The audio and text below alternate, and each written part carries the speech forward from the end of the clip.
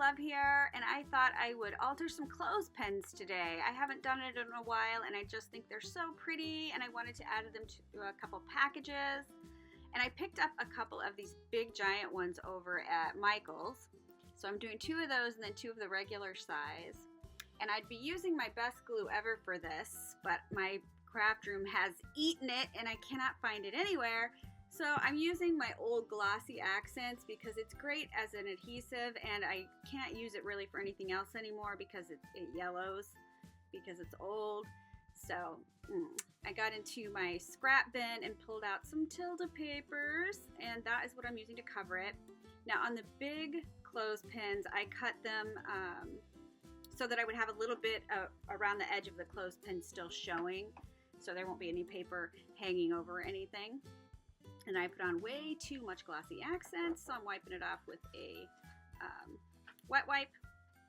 Now on the littler clothespins, I cut it to fit, and there is actually going to be a little bit of overhang, which we're going to address that, I think, in the next clip. No, in this clip, we're going to use my favorite stencil, which is this little polka dot stencil, and add some texture paste and add some little dots to the giant clothespins because I love the way it looks. I just think it's so cute.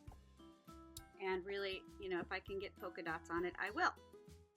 I don't try it with the little ones. And a lot of times I'm getting out of frame here, you guys, because I don't know, I just wasn't paying attention, and I'm sorry and I apologize, but there's a better look. That went by fast. Okay, so now I am taking a nail file, and I'm filing down around the smaller clothespin just to get the paper overhang. And the best tip I can give you when doing this is always go in a downward motion, because if you try to saw up and down or go up, you're going to rip the paper off of the clothespin. So always file down. And so I'm just making sure that all the edges are flush. And I realize I get out of screenshot there too. But I have to tell you, it's Jake, like if you can hear him in the background, he's trying to eat right now some of my flat back pearl trim. He's been ornery lately, so I'm trying to craft around his shenanigans, and that throws me off a little bit. So I apologize for being out of shot, but that's all I did was just file that down.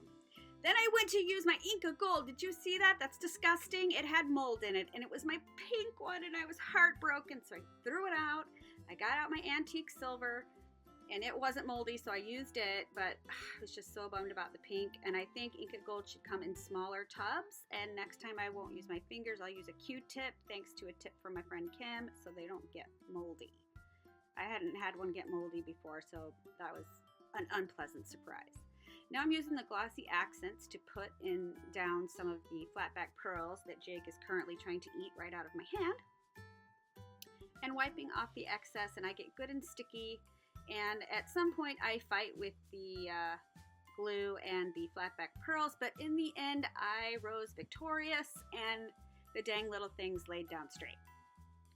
But it was a challenge at one point, because my fingers are getting sticky, right? Because they've been in the glue, and then I'll touch the top of the flat back pearl, and then it sticks to my finger, and it's just a whole thing.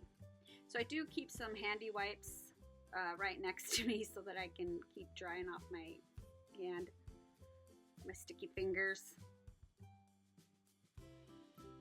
See right here, like I shouldn't even be touching it right now because I moved the whole thing. It's all messed up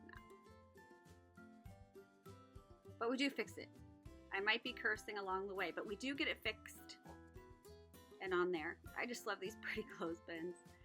And I used to do them all the time, and I hadn't done one in so long, and I thought, what the heck, let's do a tutorial. It'd be nice if I stayed in frame. Although there are hundreds of tutorials on altering a clothespin. So if you are looking to alter clothespins, just put it in your search bar, and I'm sure you'll find lots and lots of things if you don't care for the one I'm showing you. And I'm putting cheesecloth on it because right now I'm putting cheesecloth on everything. It's just a thing that's happening. We're going to go with it. Loving the cheesecloth. And I am using a little pearl spray that gives me a little bit of trouble. I end up having to glue that down before I continue because it just wants to flip right off. And these little curly Q stamen things, I adore those. I just love them. Nice. My son is texting me while I'm trying to do the voiceover, so my apologies.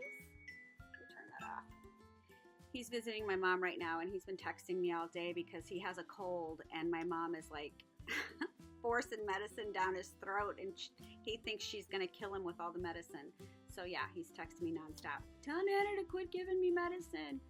It's quite funny. He's 17 years old. It's cute. But there's some of the tiny wild orchid craft roses. I love their roses. They're teeny tiny roses. Those aren't the smallest ones they have either. I'm going to use some that are even smaller on the little clothespin, and they're just so stinking adorable. And he will text me relentlessly until I answer. So right now I'm getting, hello, are you there? So he's just going to have to wait, and we're just going to have to put up with the dings because I'm sure there will be more. And then I stickle all of the flowers because, of course I do. You know this. You know that everything must get stickled. So that's what I'm doing here. And I just think they're so pretty. They are so stinking cute. I love the altered clothespins. I really do. Love them. And what stickles did I use? I think I used Stardust. That's what I have out right now. My Stardust stickles. Shiny, shiny. All right, now we're going to do the little one.